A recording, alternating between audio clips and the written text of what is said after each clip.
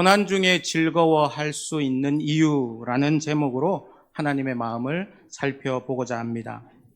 가나안 농군 학교라고 아시죠? 가나안 농군 학교에는 많은 것으로도 유명하지만 어린이 머리만한 그만큼 큰 고구마로도 유명합니다.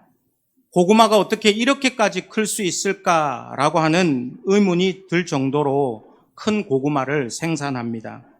큰 고구마를 만드는 방법이 있습니다. 고구마 밭에 김을 맬 때에 그 날카로운 호미로 고구마의 잎사귀를 찢어버립니다. 고의로 찢어버립니다. 그러면 그 잎사귀 찢어진 부분으로 빛과 공기가 들어가서 그 고구마가 그렇게 크게 자랍니다. 어른들의 하는 이야기 중에 이런 이야기가 있습니다. 많이 맞은 호박이 큰다라는 말이 있습니다. 저도 어릴 때에 시골에서 자랄 때 장마철이 되면 항상 호박 꽃잎을 주시했습니다. 왜 그러냐면 순놈꽃을 암놈꽃에다가 이렇게 꽃수술을 발라줘야지만 호박이 그때부터 자라기 시작합니다. 근데 그걸 그렇게 하지 않으면 호박이 이렇게 밑에는 동그랗게 달려 있다가도 이 수술 이렇게 접붙임을 안 해주면 노랗게 말라서 결국에는 톡 건드리면 똑 떨어져 죽어버립니다. 열매를 맺게 하기 위해서는 반드시 그런 작업들이 필요합니다. 장마철이 되면 옛날 어른들은 이렇게 합니다. 호박꽃이 필 때면 긴 빗자루로 호박꽃을 마구 때립니다. 매를 많이 맞은 호박꽃은 잎이 찢어지고 호박꽃잎이 찢어지는 그런 아픔을 당하지만, 그러나 많이 맞은 호박일수록 많은 열매를 맺는 법이죠. 왜 그러냐면 꽃을 때릴 때에 꽃에 있던 꽃가루가 날아가든지 아니면 빗자루에 묻어서 그 암놈꽃으로 들어가기 때문입니다. 사랑하는 성도님들, 성경의 원리도 이와 같습니다. 고난을 통해서 성장하게 되고 고난을 통해서 성숙하게 되고 하나님이 원하시는 사람으로 만들어지게 됩니다.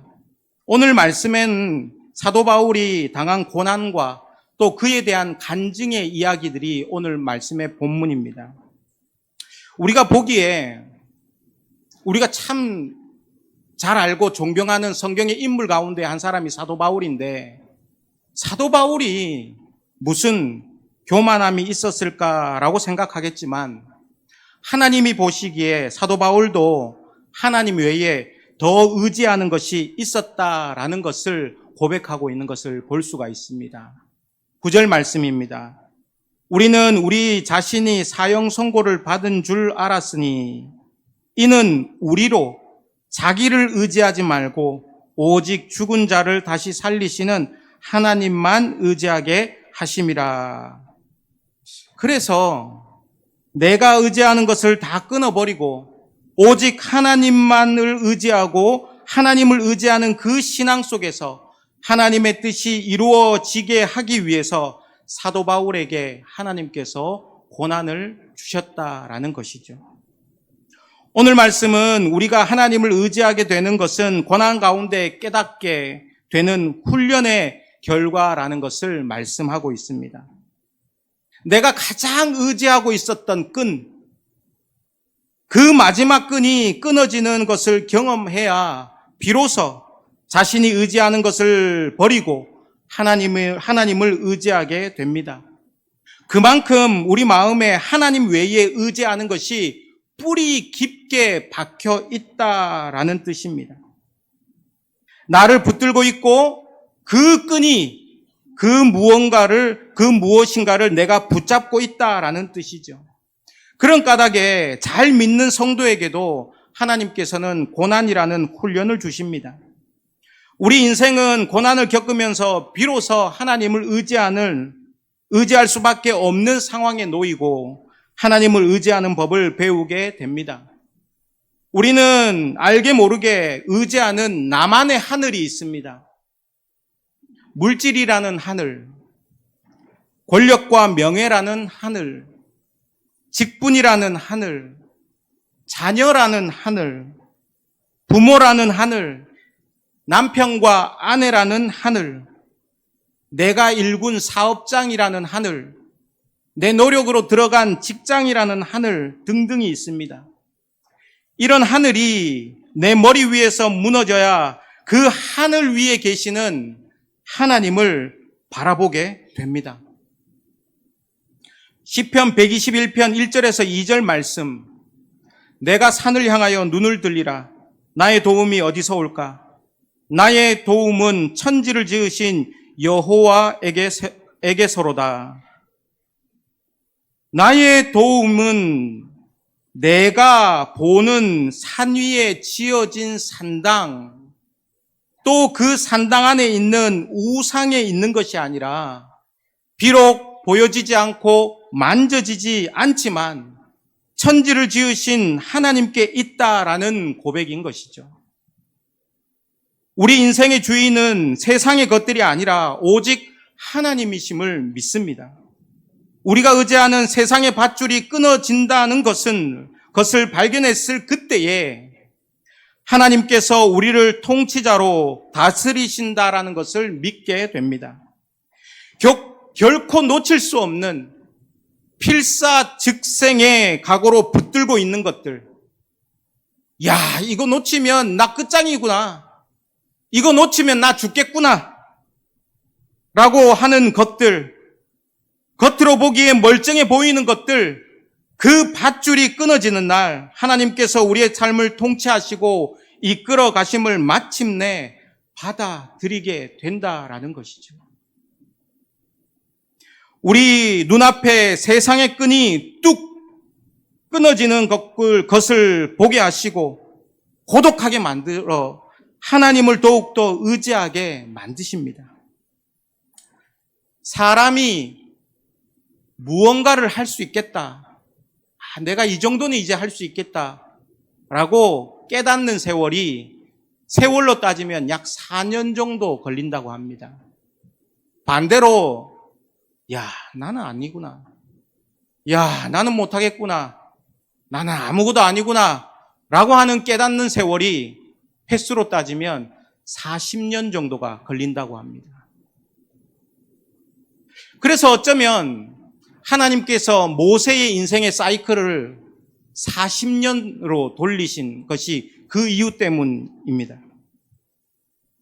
그만큼 우리 속에 있는 교만을 제거하기가 어렵다라는 뜻입니다. 교만의 성경적 의미가 무엇이냐면 내가 다 할 수 있다. 아무것도 필요 없다. 내 힘으로 할 수 있고 내 능력으로 할 수 있고 내가 가진 것으로 할 수 있다. 이게 성경이 말하는 교만입니다. 반대로 겸손의 성경적 의미는 나는 아무것도 아닙니다. 나는 아무것도 할 수 없습니다. 오직 하나님만 의지하는 것이 겸손이라고 성경은 말합니다. 이런 찬양이 있죠. 나는 아무것도 아닙니다. 주님의 사랑이 없으면. 나는 아무것도 모릅니다. 주님의 지혜가 없으면. 나는 아무것도 못합니다. 주님의 능력이 없으면. 나는 한순간도 못 삽니다. 주님의 생명이 없으면. 하나님께서 우리가 하나님께 절대적으로 의존적인 존재라는 사실을 고백할 때까지 우리로 하여금 고난 중에서 하나님을 찾도록 만드십니다. 이것이 고난 중에 즐거워할 수 있는 이유입니다. 이사야서 45장 7절 말씀에 보면 나는 빛도 짓고 어둠도 창조하며 나는 평안도 짓고 환난도 창조하나니 나는 여호와라. 이 모든 일들을 행하는 자니라 라고 말씀하십니다. 하나님께서 자기 사람을 훈련시키기 위해서 때로는 낮은 곳으로 떨어뜨리게도 하십니다. 불을 만나게도 하십니다. 물을 만나게도 하시고요.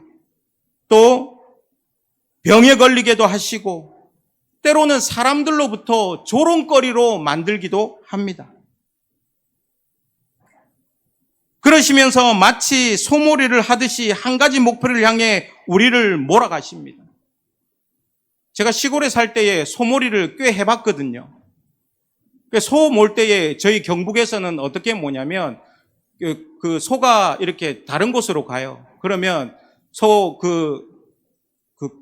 밧줄 있잖아요. 코골이 한 밧줄 그걸 잡고 어데 이렇게 어데 그래갖고 이제 코를 이렇게 당기면 이 주인이 원하는 곳으로 갑니다. 어데 엉덩이 때리고. 마치 우리 하나님께서 이 소몰이 하듯이 우리를 몰아가십니다. 하나님이 원하시는 곳으로 몰아가십니다. 내 방법과 내 길이 아니라 하나님께서 원하시는 곳으로 몰아가시는데 어디로 몰아가시냐면 결국 우리가 의지할 분은 하나님 한 분밖에 없다라는 이 진리를 마음속 깊이 아주 깊이 받아들일 때까지 우리의 삶을 아주 모질게 몰아가시는 분이 하나님이시라는 사실이죠.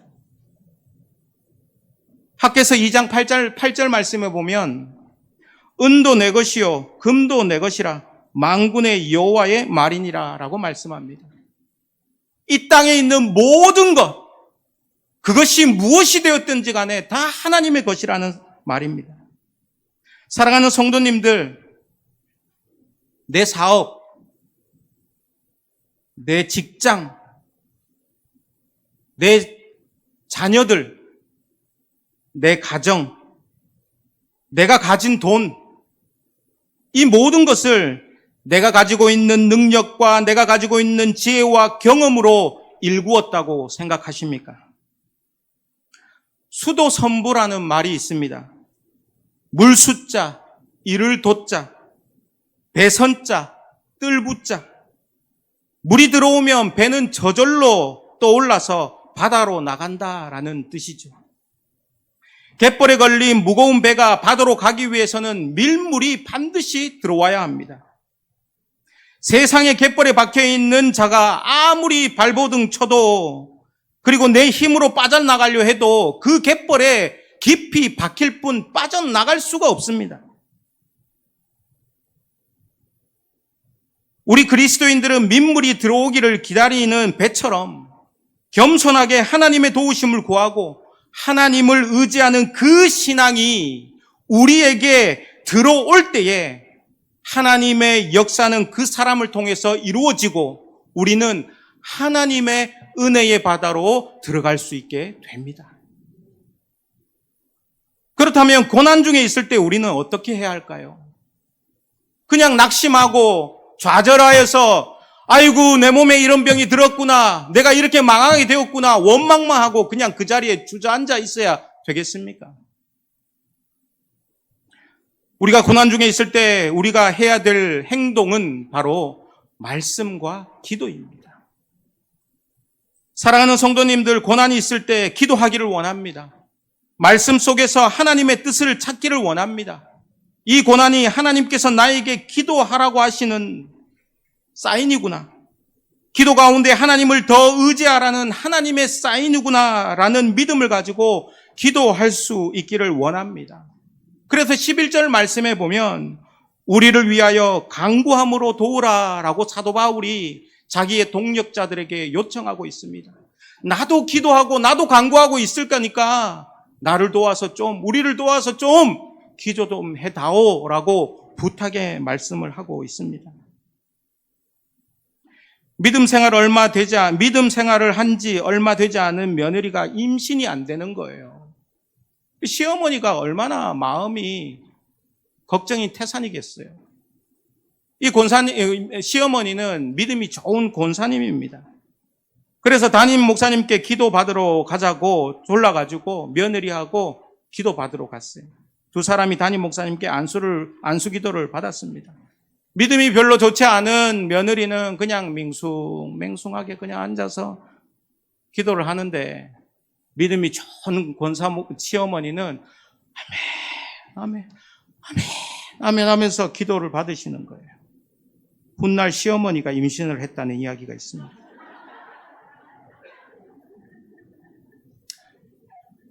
마가복음 9장 29절 말씀에 보면 기도 외에 다른 것으로는 이런 유가 날 수가 없느니라 라고 말씀합니다.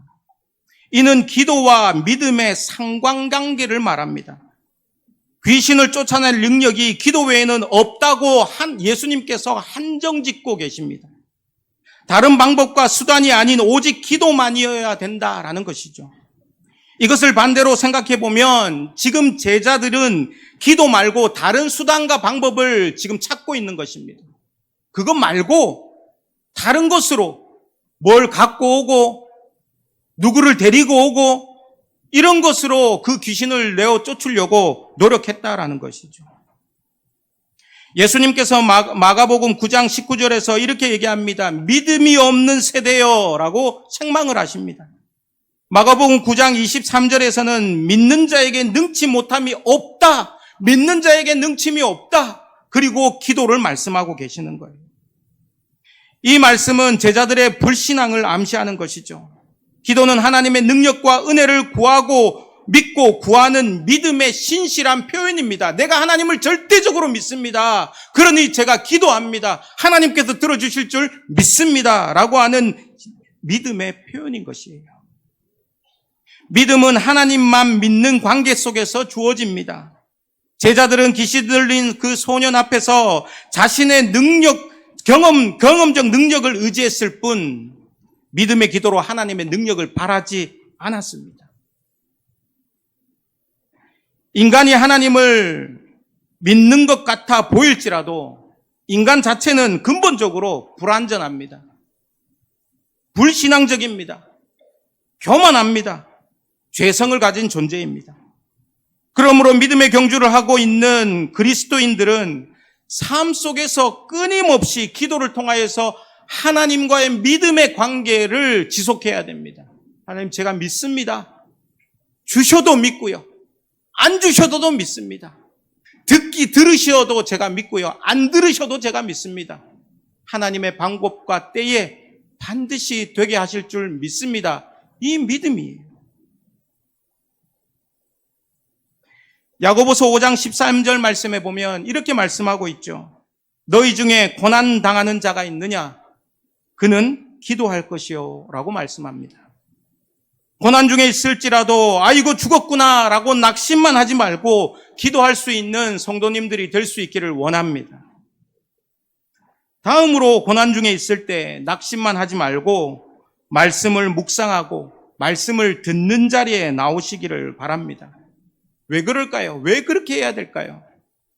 첫 번째는 말씀을 통하여서 말씀이신 주님을 만나기 때문입니다.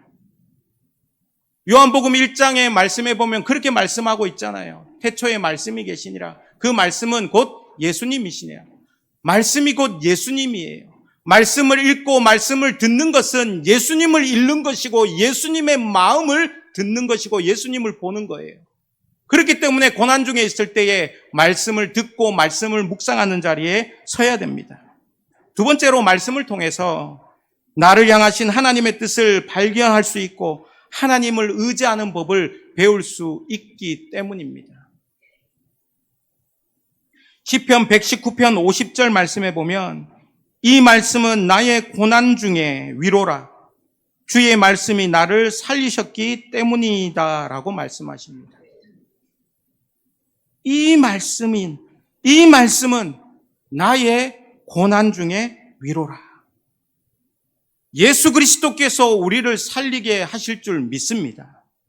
사도 바울이 심한 고난을 받아 살 소망까지 끊어진 고난의 자리에서 깨달은 것은 두 가지입니다.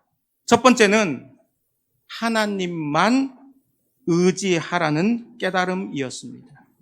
하나님만 의지하라.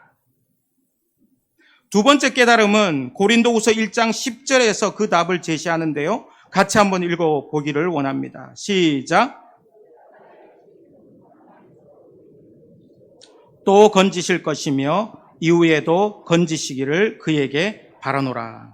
아멘. 건지신다라는 말이 3번이나 반복됩니다. 과거에 건지셨고 지금 건져주셨고 그리고 나중에 건지실 것이다. 사도 바울은 죽음과 같은 고난 가운데서 반드시 하나님께서 건져주셨고 건져주실 것을 믿음의 눈으로 바라보고 있습니다. 사랑하는 성도님들, 하나님께서 건지신대요. 하나님께서 건져주셨대요. 지금 건져 놓으셨고 건져 주실 것이라는 말씀을 하고 있습니다. 이것만큼 우리에게 확실한 하나님의 위로가 어디에 있겠습니까? 이 위로에 대한 말씀은 고린도후서 1장 3절에 나와 있습니다. 같이 한번 읽어보실까요? 시작. 찬송하리로다. 그는 우리 주 예수 그리스도의 하나님이시요 자비의 아버지시요 모든 위로의 하나님이시며. 아멘. 3절부터 7절까지의 말씀에 보면 위로라는 단어가 10번이나 등장을 합니다. 사도 바울은 심한 고난을 받아 살 소망까지 끊어진 고난의 자리에서 무엇을 경험하였냐면 하나님의 위로하심을 경험하였습니다. 믿음으로 사는 신자의 삶에 고난이 찾아올 때 그 신자는 외롭지 않습니다. 왜요? 믿음으로 살다가 고난당하는 자에게 반드시 성령님께서 그 마음에 평안과 위로를 주시기 때문입니다. 죄로 인한 고난에는 하나님께서 함께하지 않습니다. 죄는 반드시 하나님께서 벌하시고 심판하십니다. 그러나 믿음으로 살다가 고난당하는 그 사람에게는 하나님께서 반드시 위로하십니다. 사도 바울은 살 소망까지 끊어지는 마음의 사형 선고를 받은 그 고난의 자리에서 그를 찾아와 주시고 어루만져 주시고 새 힘을 얻게 하시는 하나님의 위로하심을 전적으로 경험을 한 것을 고백하고 있습니다. 우리 하나님 아버지께서 어떨 때 보면 모질게 우리를 몰아세우실 때가 있습니다. 그런데 그럴 때라도 마치 아들을 불쌍히 여기는 아버지처럼 애통하게 기도하는 어머니처럼 우리 주님은 우리를 찾아오셔서 우리의 마음을 어루만져 주시고 하나님의 위로가 있으심을 믿으시기를 바랍니다. 이것이 역설적으로 고난 중에 즐거워할 수 있는 이유가 됩니다. 디도서 2장 11절에서 12절 말씀입니다. 모든 사람에게 구원을 주시는 하나님의 은혜가 나타나 우리를 양육하시되 경건하지 않은 것과 이 세상의 정욕을 다 버리고 신중함과 의로움과 경건함으로 이 세상에 살고라고 되어 있습니다. 이 말씀에서 주어가 무엇인지 한글 성경에는 좀 애매하게 나타나 있습니다. 그런데 영어 성경을 보면 이 주어가 명확하게 드러나 있는데 그것은 The Grace of God입니다. 번역하면 하나님의 은혜이죠. 그래서 본문을 다시 번역하면 하나님의 은혜가 모든 사람에게 구원을 주시고 우리를 양육하시되 하나님의 은혜가 모든 사람에게 구원을 주시고 우리를 양육하시되라고 번역하는 게 옳은 번역입니다. 그러면 우리를 양육하는 주체가 하나님의 은혜라는 말씀입니다. 나를 나되게 하시는 분은 하나님의 은혜입니다. 하나님을 의지하게 만드는 분은 내가 아니라 내가 믿음이 좋아서 내가 능력이 있어서 내가 힘이 있기 때문에 내가 어떤 권력을 가지고 있기 때문에 내가 하나님을 의지하는 것이 아니라 하나님의 은혜가 하나님을 의지하게 만든다라는 사실이죠. 같은 본문의 12절 말씀에 보면 양육하다라는 동사가 있습니다. 이 말은 헬라어로 파이데이아라고 합니다. 그 의미는 무엇이냐면 아이를 교육하고 훈육하기 위해서 매를 댄다라는 의미를 가지고 있습니다. 아이에게 매를 댈 때는 두 가지 방법을 사용합니다. 첫 번째는 아프지는 않지만 효과음을 사용하는 방법입니다. 효과음. 그래서 아이가 겁을 먹도록 만드는 거예요. 이 대표적인 매가 속은 텅 비었고 소리만 큰 종류의 매입니다. 두 번째는 소리는 작지만 아픔과 상처를 깊게 내는 매입니다. 제가 맞아봤던 매 중에 제일 아픈 매가 대나무 뿌리로 만든 매입니다. 굉장히 소리도 안 나요. 슥 이렇게 하는데 막 뼈까지 아픈 그런 느낌을 받습니다. 또 저는 고등학교 야간 자율학습을 다 하는 그런 학교였는데 또 그 복도가 이제 콘크리트였어요. 선생님이 소리를 냅니다. 뭔 소리를 내냐면 쇠파이프를 들고 왔다 가자. 그러면서 그 콘크리트 바닥에 쇠파이프를 이렇게 끌고 다녀요. 탱탱탱탱탱. 이 소리가 나면 이제 학생들이 긴장하게 떠들다가도 긴장하기 시작합니다. 시골에서 맞아봤던 매 중에 제일 아팠었던 매가 이 쌀이나무로 만든 매입니다. 쉑! 딱! 아파 죽어요, 아파 죽어. 이런 매는 소리는 거의 나지 않지만 깊은 상처를 냅니다. 피멍이 들어요. 그게 막 일주일도 가고 2주일도 가고 한 달도 갑니다. 발바닥을 맞을 때는 그냥 이 양육하다라는 말씀은 자녀들을 양육할 때마다 마지막에 쓰는 매질을 의미합니다. 이 매에는 반드시 전제가 있습니다. 그것은 사랑이죠, 사랑. 아비가 자녀들에게 손을 댈 때에, 매로 손을 댈 때에 사랑이 전제되어 있지 않으면 그것은 지금으로 말하면, 법정 용어로 말하면 아동학대가 됩니다. 바로 쇠고랑 찹니다. 사랑이 전제가 되어 있어야 합니다. 하나님께서도 하나님의 은혜로 하나님의 자녀를 양육하실 때에 때로는 고난이라는 매질을 할 때가 있습니다. 하나님께서 예수님의 핏값을 주고 사신 하나님의 자녀를 때로는 깊은 상처를 내는 쌀이나무매로 때리실 때가 있는가 하면 때로는 텅 빈 소리만 요란하는 것으로 겁을 주실 때가 있습니다. 이게 무슨 말이냐면 이 모양 저 모양으로 하나님의 백성들을 사랑으로 고난을 주신다라는 의미입니다. 세상적으로 생각하면 믿는 집은 만사형통 할 것 같지만 믿는 집안이라도 하나 정도의 가시는 있습니다. 저도 4대째 믿는 집안입니다. 근데 우리 집안에 가시가 없겠습니까? 많은 가시들이 있습니다. 하나님 믿음을 그렇게 허락하여 주셨는데 왜 이런 가시들이 있습니까? 라고 내게 내 피부에 직접적으로 닿을 때는 하나님을 원망합니다. 이것이 하나님께서 자기 자녀를 양육하시는 방법입니다.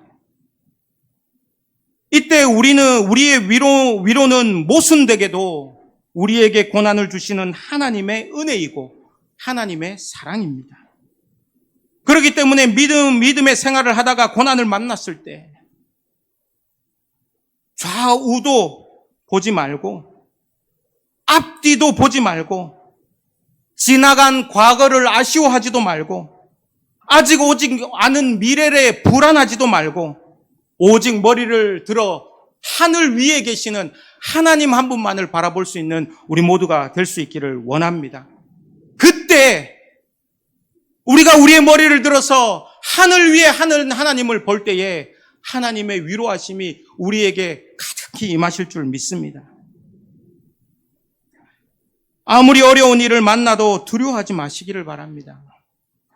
사람들이 함께하지 않는 그 자리에 하나님이 함께 하십니다. 사람들이 함께할 수 없는 그때 오히려 기뻐하시기를 바랍니다. 이때가 하나님과 가까워질 수 있는 절호의 찬스입니다. 하나님, 저 외롭습니다. 하나님, 저 고독합니다. 제 눈에는 눈물만 흘립니다. 하나님, 제가 이때 하나님 붙들겠습니다. 하나님을 찾을 수 있는, 하나님과 가까이 할 수 있는 절호의 찬스인 것이죠. 찬양 중에 이런 찬양이 있습니다. 심한 고난을 받아 살 소망까지 끊어지고 죽음과 같은 고통에서 나 주를 보게 하셨네. 용서받을 수 없는, 너무 높게 잡았네요. 나를 위해 십자가에 달리셨으니 주 사랑에서 그 어느 누구도 끊을 수 없으리. 성령의 불로 나의 마음을 태워주소서. 성령의 불로 나의 영혼 새롭게 하소서. 고난 중에 우리의 위로는 돈도 아니요, 명예도 아니요, 사랑하는 사람도 아닙니다. 남편일 것 같죠? 아내일 것 같죠? 내가 도저히 놓을 수 없는 자녀일 것 같죠? 절대 그렇지 않습니다. 고난 중에 우리의 위로는 오직 하나님 한 분이심을 기억하고 하나님으로부터 오는 기쁨과 위로 가운데 거할 수 있는 우리 모두가 될 수 있기를 원합니다. 하나님 아버지 감사합니다. 하나님을 믿는다고 하지만 고난이 있을 때 하나님만 의지하기보다 다른 것들에 기웃거렸던 저희들을 긍휼히 여겨 주옵소서. 저희가 삶을 살아가면서 힘에 겹도록 심한 고난을 받아 살 소망까지 끊어지고 사형 선고를 받은 것 같은 상황에 처해져 있을 때에 내가 가진 것을 의지하는 것이 아니라 하나님만 의지하게 하옵소서. 저희들에게 믿음을 주옵소서. 사망과 같은 고난에서 저희를 건지셨고 또 건지실 것이며 이후에도 건지시기를 믿고 오직 주님만 바라보게 하옵소서. 지금도 살아계셔서 우리를 위로하시는 예수님의 이름으로 기도합니다. 아멘.